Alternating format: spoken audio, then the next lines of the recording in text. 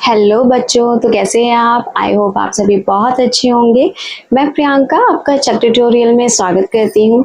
जैसे कि हमने बायोलॉजिकल क्लासिफिकेशन में हमने किंगडम प्रोटिस्टा में हमने फोटोसिंथेटिक जितने प्रोटिस्ट हैं उनको डिस्कस किया था, लाइक क्राइसोफाइट, स्पायरोफाइट, और हमने यूग्लिनोइड्स के बारे में डिस्कस किया था। और हमने आपको बताया था कि वो सभी ऑटोट्रॉफिक है क्योंकि फोटोसिंथेटिक है, फोटोसिंथेसिस करते हैं। नेक्स्ट अब हम आज स्टार्ट करेंगे हेटेरोट्रॉफ के बारे में, यानी कि आज हम पढ़ेंगे प्रोटोजोन्स के बारे में, जो कि आपके क्या होते हैं, वो होते हैं हेटेरोट्रॉफ, यानी कि दूसरों पर डिपेंड होते हैं। सो यहाँ पे हमने लिख दिया है कि ये क्या है, प्रोटोजोन्स के बारे में आज हम डिस्कशन करेंगे। सबसे पहले बात करते हैं कि जो प्रोटोजोन्स है, ये जो प्रोटोजोन या प्रोटोजोआ जो टर्म दिया है वो किसने दिया? वो टर्म दिया था गोल्डफर्स ने, राइट। यहाँ पे जो गोल्डफर्स साइंटिस्ट है इन्होंने प्रोटोजोन टर्म दिया था। और इसके अलावा प्रोटोजोन को पहली बार किसने ऑब्जर्व किया था? वो है हमारे एंटन वॉन लीवेनहॉक। इनको तो आप जानते ही होंगे, इन्होंने बहुत सारे काम किए हैं, राइट। तो नेक्स्ट अब हम फीचर्स की बात कर लेते हैं कि प्रोटोजोन्स के क्या क्या फीचर्स होंगे। एक बेसिक फीचर्स, उसके बाद में हम प्रोटोजोन्स के एक एक करके सारे ऑर्गेनिज के बारे में डिस्कशन करेंगे। सबसे पहले हमने आपको बताया कि प्रोटोजोन्स क्या होते हैं। प्रोटोजोन्स हेटेरोट्रॉफ होते हैं। हेटेरोट्रॉफ मीन्स ये दूसरों पर डिपेंड करते हैं फूड के लिए, राइट। ये अपना खुद फूड नहीं प्रिपेयर करते बल्कि दूसरों के बनाए फूड पर डिपेंड होते हैं। नेक्स्ट हम बात करते हैं कि इनकी सिमेट्री। इनमें जो सिमेट्री पाई जाती है वो बायलेटरल और रेडियल सिमेट्री पाई जाती है। बायलेटरल सिमेट्री आप ऐसे समझिए, फॉर एग्जांपल कि ये कोई एक ऑर्गेनिज्म है। अगर इस ऑर्गेनिज्म को हम डिवाइड करें, हम इस पार्ट से डिवाइड करते हैं, वेट अ सेकेंड, हम इसको कुछ ऐसा दिखा देते हैं, लाइक सपोज ये कोई इंसेक्ट है। अगर हम इसको इस पार्ट से डिवाइड करते हैं तभी ये दो इक्वल हाफ में डिवाइड होगा, राइट। हमने क्या बोला कि हम जब इस पार्ट से डिवाइड करते हैं तभी ये इक्वल हाफ में डिवाइड होगा। यानी कि ऐसे ऑर्गेनिज्म जिनमें फिक्स है कि एक ही कोई प्लेन है जहां से ये दो इक्वल हाफ में डिवाइड होंगे, ऐसा नहीं है कि वो हर एक प्लेन से दो इक्वल हाफ में डिवाइड हो जाएंगे। ज्यादा से ज्यादा एक या दो प्लेन उनमें मिलेंगे जिनमें वो दो इक्वल हाफ में डिवाइड हो सकते हैं। तो अगर ऐसे ऑर्गेनिज्म जो कि एक ही प्लेन या एक दो प्लेन से आपका दो इक्वल हाफ में डिवाइड हो रहे हैं तो वो आपके कहलाएंगे बायलेटरल सिमेट्री, यानी कि उनमें सिमेट्री कौन सी पाई जा रही है? Bilateral symmetry. सिमेट्री को हम एनिमल किंगडम में हम डिटेल में और पढ़ेंगे। इसके अलावा अगर मान लीजिए कि कोई ऑर्गेनिज्म है, फॉर एग्जाम्पल कि स्टार फिश के तरीके से हम एक स्ट्रक्चर बनाए, राइट।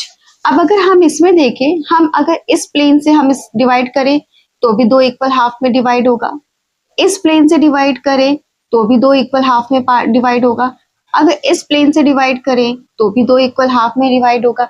यानी कि किसी भी प्लेन से, बॉडी की किसी भी प्लेन से अगर हम दो इक्वल हाफ में डिवाइड कर पा रहे हैं तो ऐसे ऑर्गेनिज्म की जो सिमेट्री होती है वो कहलाती है रेडियल सिमेट्री, राइट। तो स्टारफिश में बेसिकली रेडियल सिमेट्री पाई जाती है, और जो इंसेक्ट्स होते हैं लाइक कॉकरोच है तो इनमें आपकी सिमेट्री जो पाई जाएगी वो बायलेटरल सिमेट्री पाई जाती है। नेक्स्ट हम इनके फीचर्स की बात करते हैं कि बहुत ही ज्यादा डाइवर्स ग्रुप है। क्यों डाइवर्स ग्रुप कहा जा रहा है? क्योंकि इनमें ना वेरियस टाइप के जो लोकोमोटिव स्ट्रक्चर पाए जा रहे हैं। अभी जैसे जैसे आगे हम ऑर्गेनिज्म को डिस्कस करेंगे तो आपको पता चलेगा कि कुछ ऑर्गेनिज्म है जो सीडोपोडिया की तरह मूव कर रहे हैं, कुछ है जो फ्लैजेला की हेल्प से मूव कर रहे हैं, कुछ है जिनमें सीलिया पाया जा रहा है, और कुछ में तो लोकोमोटिव स्ट्रक्चर है ही नहीं, राइट। तो धीरे धीरे करके हम सारे ऑर्गेनिज्म जब डिस्कस करेंगे तो आपको पता चलेगा कि इनमें कई तरीके के जो लोकोमोटिव स्ट्रक्चर पाए जा रहे हैं और नहीं भी पाए जा रहे हैं। बॉडी शेप भी बिल्कुल अलग अलग मिलेंगे। ऐसा नहीं कि सारे के सारे जो प्रोटोजोन्स है वो सारे एक ही स्ट्रक्चर के हैं, नहीं, सबके अलग अलग स्ट्रक्चर भी मिलेंगे। अभी सब डिटेल में पढ़ेंगे। न्यूक्लियस की बात करें तो न्यूक्लियस भी ऐसा नहीं है कि सब में एक ही न्यूक्लियस पाया जा रहा, एक भी हो सकता है, दो भी हो सकता है, मल्टी न्यूक्लियस भी हो सकता है। तो ऐसे ऑर्गेनिज्म भी हमारे प्रोटोजोन में प्रेजेंट है, राइट। क्लियर?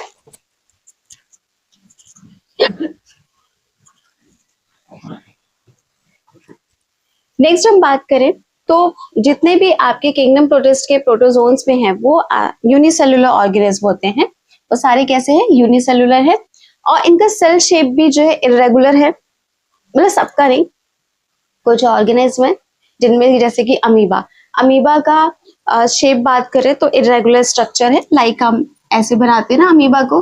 अमीबा कैसा है? इरेगुलर शेप है, उसका कोई भी एक फिक्स शेप नहीं है, वो किसी भी शेप में आपका आ जाता है, राइट? इरेगुलर है बिल्कुल। और स्लीपर लाइक स्ट्रक्चर पैरामीशियम का है। पैरामीशियम को अगर आप देखेंगे तो बिल्कुल स्लीपर की तरीके से स्ट्रक्चर दिखेगा। स्लीपर जैसे हम स्लीपर्स पहनते हैं ना, वैसी वाली स्लीपर्स, उस स्लीपर लाइक स्ट्रक्चर इनका होता है। तो ये पैरामीशियम का स्ट्रक्चर हो गया, राइट? इसके अलावा जो प्रोटोजोन्स होते हैं, अगर हम बात करें, हमने आपको यूलिना में बताया था कि उनमें सेल वॉल की जगह पैलिकल की लेयर पाई जा रही थी। सॉरी, पैलिकल की लेयर पाई जा रही थी और वो पैलिकल की लेयर काफी इलास्टिक लेयर थी, राइट? तो यहाँ पे भी आप देखोगे कि ऑर्गेनिज्म है आपके कुछ जिनमें जो पैलिकल की लेयर पाई जाएगी सेल वॉल की जगह। इसके अलावा नेक्स्ट हम बात करें कि जैसे हमने आपको डिस्कस किया था ना कि यहाँ पे न्यूक्लियस, वैरायटी ऑफ न्यूक्लियस पाए जाएंगे, तो यूनी न्यूक्लिएट है, एक न्यूक्लियस भी पाया जा रहा है, वो किसमें? अमीबा में पाया जा रहा है। अमीबा में एक ही न्यूक्लियस है। इसके अलावा बाई न्यूक्लिएट मतलब two nucleus, bi two nucleus किस में पाए जा रहे हैं? पैरामीशियम में। मल्टी न्यूक्लिएट बहुत सारे आपके जो यहाँ पे पाए जाएंगे न्यूक्लियस, तो ये किसमें है? पेलोमैक्सा में है। इसके अलावा न्यूट्रिशन की बात करें तो न्यूट्रिशन भी अलग अलग तरीके का है। न्यूट्रिशन में बात करें तो पैरासिटिक है, राइट? तो पैरासिटिक मतलब ये एक्टोपैरासाइट भी हो सकते हैं, एंडोपैरासाइट भी हो सकते हैं। अपनी होस्ट बॉडी में ये बॉडी की सरफेस पे बाहर भी प्रेजेंट हो सकते हैं। अगर आउटसाइड पाए जाएंगे तो उन्हें हम एक्टोपैरासाइट कहेंगे, और बॉडी के इनसाइड पाए जाएंगे तो हम उन्हें कहेंगे एंडोपैरासाइट, राइट? तो पैरासिटिक मोड ऑफ न्यूट्रिशन भी ये गेन करते हैं। Next holozoic nutrition. Holozoic means holozoic type of, जिसमें जैसे कि होलोजॉइक में होता है ना कि फूड पार्टिकल्स को लेना और फिर इंजेशन से लेके इंजेशन तक का पूरा प्रोसेस फॉलो करना, तो होलोजॉइक टाइप भी यहाँ पे प्रोसेस कुछ में पाया जाएगा। लाइक अमीबा, अमीबा में अगर हम बात करें तो होलोजॉइक टाइप ही है। अमीबा कैसा आपका न्यूट्रिशन फॉलो करता है? होलोजॉइक टाइप। इसके अलावा अगर बात करें तो सिम्बायोटिक एसोसिएशन भी है। कुछ ऑर्गेनिज्म ऐसे हैं जो आपका किसी और ऑर्गेनिज्म के साथ में रह रहे हैं, उनको नुकसान भी नहीं पहुंचा रहे हैं और म्यूचुअल अंडरस्टैंडिंग के साथ में एक दूसरे पे डिपेंड है और एक दूसरे को चीजें प्रोवाइड कर रहे हैं। नेक्स्ट हम बात करते हैं सेप्रोफाइटिक भी है। सेप्रोफाइटिक, अब ऐसे बहुत सारे ऑर्गेनिज्म हैं प्रोटोजोन्स के जो किसी डेड डिके पार्ट पर सरवाइव कर रहे हैं। तो डेड डिके पार्ट पर अगर सरवाइव कर रहे हैं तो हमारे ये हो जाएंगे कौन से? ये सेप्रोफाइटिक होंगे।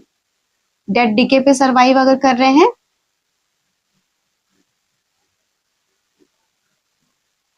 Dead decay part dash survive, तो अगर डेड डिके पार्ट पर सरवाइव कर रहे हैं तो वो सेप्रोफाइटिक हो गए।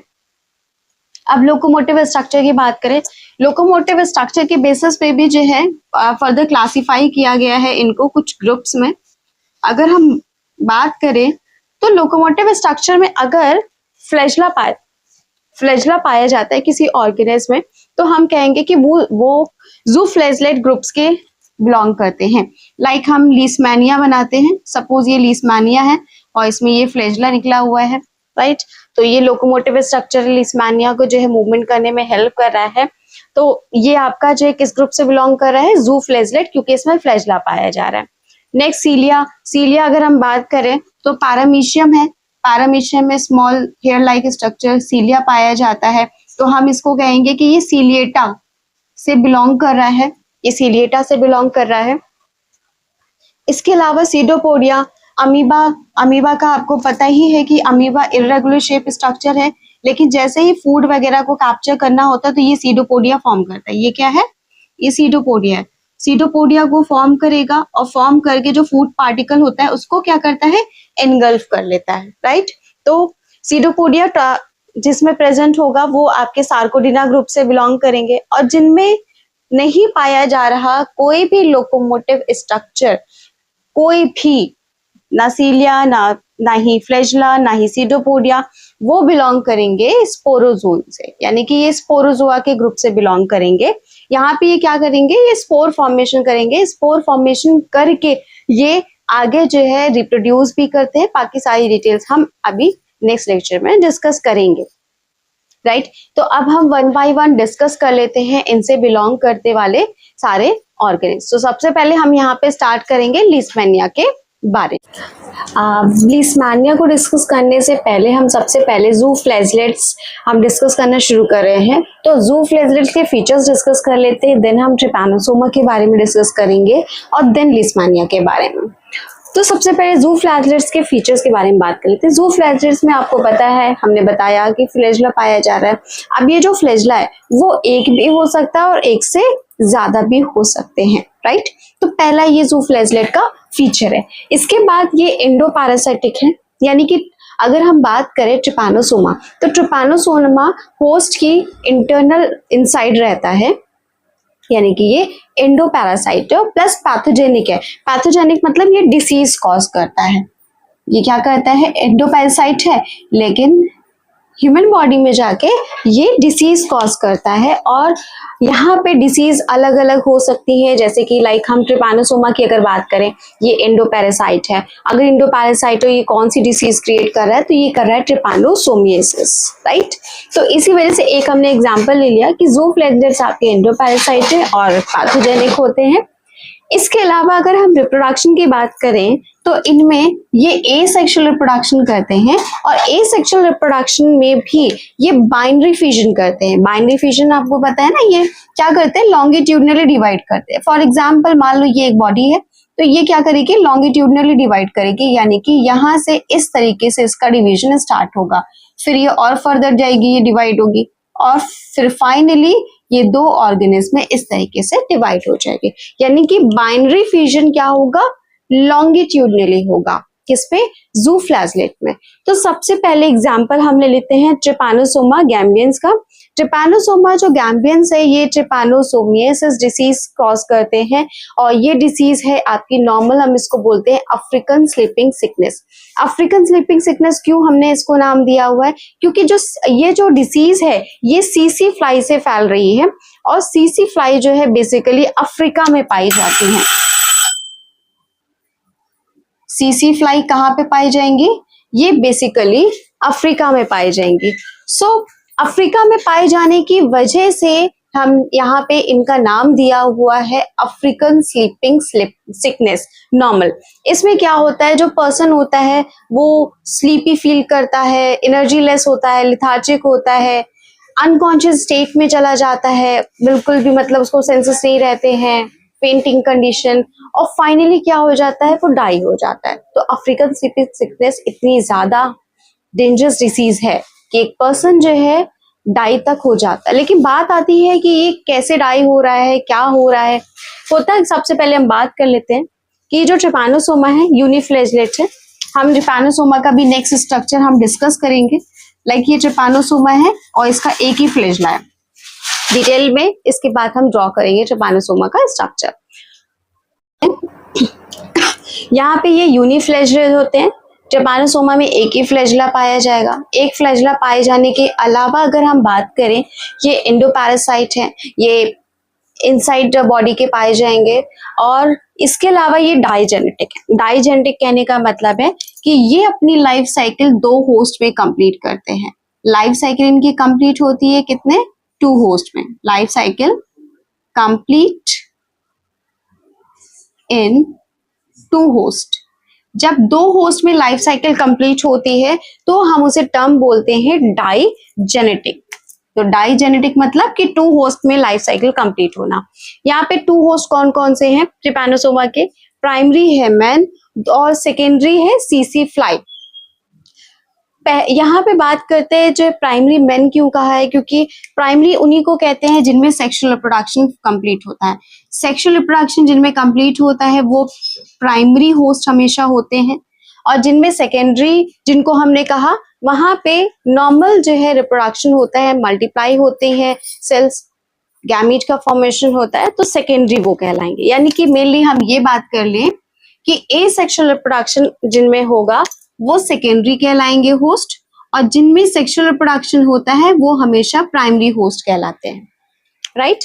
तो यहाँ पे प्राइमरी होस्ट ट्रिपैनोसोमा के लिए मैन है, सेकेंडरी होस्ट सीसी फ्लाई है, और सीसी फ्लाई का जो जूलॉजिकल नेम है वो है ग्लॉसिना पाल्पेलिस। इसके अलावा जो सीसी फ्लाई है वो करती क्या है, सीसी फ्लाई ह्यूमन ब्लड को सक करती है। तो ह्यूमन ब्लड को सक करती है और ह्यूमन ब्लड को सक करके ये ट्रिपैनोसोमा को ब्लड में इंट्रोड्यूस करा देती है ह्यूमन के, राइट। अब होगा क्या, ट्रिपैनोसोमा जो होता है वो मूव करता है सबसे पहले लिम्फ में। लिम्फ में जाएगा, दो तरीके के हमारे सिस्टम होते हैं हमारी बॉडी में, एक ब्लड सर्कुलेटरी सिस्टम, एक लिम्फेटिक सिस्टम। लिम्फेटिक सिस्टम में लिम्फ रन करता है, कलरलेस फ्लूइड।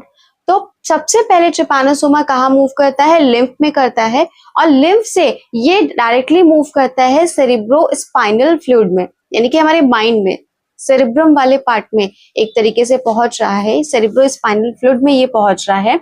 और सेरिब्रो स्पाइनल फ्लूइड में जब ये पहुंचता है तो ये कंडीशन ले आता है कौन सी, स्लीपिंग सिकनेस की ले आता है, राइट। तब ये कंडीशन कैसी हो जाएगी, पर्सन स्लीपी फील करेगा, लेथार्जिक होगा, अनकॉन्शियस स्टेट में जाएगा और फाइनली डेड हो जाएगा। तो ये लीशमैनिया के कुछ ये ट्रिपैनोसोमा के कुछ हमने फीचर्स बता दिए कि वो कैसे हमारी बॉडी में अटैक कर रहा है, अटैक करने के अलावा कौन सा होस्ट है, XYZ। अब हम डिस्कस कर लेते हैं इसका स्ट्रक्चर। अब हम ट्रिपैनोसोमा का स्ट्रक्चर डिस्कस कर लेते हैं। ट्रिपैनोसोमा का आप ये देख रहे हो किस तरीके का स्ट्रक्चर है, राइट। सबसे पहले शुरुआत करते हैं हम इसके बॉडी के एंड की। ये जो यहाँ पे ये वाला जो एंड हमने ये दिखाया हुआ है ये पोस्टीरियर एंड है, और जो थोड़ा सा श्रिंक कर रहा है उस एंड को हम कहेंगे एंटीरियर एंड, राइट। अब पोस्टीरियर एंड में अगर हम बात करें तो यहाँ पे आपको काइनेटोप्लास्ट मिल जाएगा। इसके अलावा यहाँ पे ये न्यूक्लियस मिल जाएगा, न्यूक्लियस में न्यूक्लियोलस पाया जा रहा है। इसके अलावा इनमें जो साइटोप्लाज्म वाला जो पार्ट होता है ना, साइटोप्लाज्म वाला पार्ट दो पार्ट में डिवाइड है, एक आउटर और एक इनर। तो जो आउटर वाला होगा उसको एक्टोप्लाज्म कहेंगे और जो इनर वाला होगा वो एंडोप्लाज्म कहलाएगा। इसके अलावा इनकी बॉडी में बेसल बॉडी पाई जाएगी जिसे हम ब्लिफेरोब्लास्ट कहेंगे। देखा जाए तो ब्लिफेरोब्लास्ट से ही जो फ्लैजिला है, फ्लैजिला की मेम्ब्रेन अराइज होगी, लेकिन यहाँ पे फ्री आपको फ्लैजिला नहीं मिलेगा। तो ब्लिफेरोब्लास्ट से फ्लैजिला की मेम्ब्रेन अराइज हुई, और मेम्ब्रेन अराइज होने के बाद आप ये देख रहे हो कि ये जो फ्लैजिला है कि किसी मेम्ब्रेन से इसकी बॉडी में अटैच है, राइट। तो मेम्ब्रेन से ये अटैच है और ये एक तरीके से मूवमेंट दिखा रहा है वेव लाइक मूवमेंट इसमें यहाँ पे शो हो रहा है, इसीलिए यहाँ पे लिखा है कि अनड्यूलेटेड मूवमेंट यहाँ पे शो होगा या अनड्यूलेटिंग यहाँ पे फ्लैजिला है। फ्लैजिला कैसा है, एक मेम्ब्रेन से अटैच है और प्लस एक वेव लाइक यहाँ पे मूवमेंट शो होगा, यानी कि ये एक तरीके से वेव लाइक मूवमेंट करके इसको ट्रिपैनोसोमा को मूव करने में हेल्प करेगा। इसके अलावा यही जो अनड्यूलेटिंग जो मेम्ब्रेन है, इस यानी कि फ्लैजिला है, ये यहाँ से जब एंटीरियर एंड पे अटैच होगी तो एंटीरियर एंड से ये फ्री हो जाएगी। तो एंटीरियर एंड से ये फ्री फ्लैजिला यहाँ पे मिलेगा। फ्री फ्लैजिला यहाँ पे देखा जाए तो बेसिकली यहाँ पे ये मूवमेंट करने में बहुत ही फ्री स्टाइल से यहाँ पे हेल्प करेगा। इसके अलावा ब्लिफेरोब्लास्ट से जब ये फ्लैजिला की जो लाइन है या मेम्ब्रेन है ये अराइज हो रही है तो उसको हमने यहाँ पे नाम दिया है एक्सोनीम। यहाँ पे हम फ्लैजिला नहीं कहेंगे, इसको हम क्या कहेंगे, इनसाइड जहां से ब्लिफेरोब्लास्ट से अराइज हो रही है इसे कहेंगे एक्सोनीम कहेंगे। इसके अलावा इनमें स्टोरेज पार्टिकल पाया जाएगा। स्टोरेज पार्टिकल किसका होगा, वोल्यूटिन ग्रेन्यूल का पाया जाएगा।